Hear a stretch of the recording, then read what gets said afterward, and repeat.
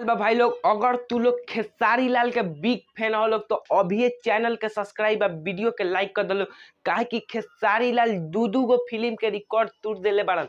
पहिलका दिन छापरा में रिकॉर्ड तोड़ले रहलन, दूसरका तीसरका चौथका दिन तक इनकर पूरा हाउसफुल सिनेमा हॉल रहे। आ पांचवा दिन ही बिहार के राजधानी पटना में अपन रिकॉर्ड तोड़ देले बारन। जी हाँ, KGF RR जितना कि बिहार के राजधानी पटना में आ बिहार के जिला छपरा में ना चलल हुई उतना चल गइल बा खेसारी लाल के फरिश्ता मूवी। तो भाई लोग तहां लोग के लागत है नु कि ई सरवा पी के बोलता त मर्दे अभी हमार पिए के एज नहीं के, आ जहिया एजो हो जाए नु तहियो हम दारू के हाथ ना लगाए। तो सबसे पहले तू लोग हमा पे विश्वास न कर लोग नु तो बिना सिनेमा हॉल जेकर ह उ खुद कहले बड़न तो उनकरा मुंह से सुन ल लोग। क्या RRR और KGF का रिकॉर्ड तोड़ दिया है? हाँ, एकदम तोड़ दिया है जी।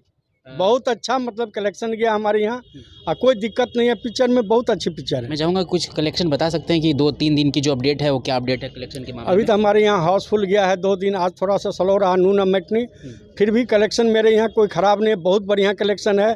तू लोग खुद इनकर मुंह से सुन ले लोग नु कि फरिश्ता मूवी KGF RR के रिकॉर्ड तोड़ देले बा।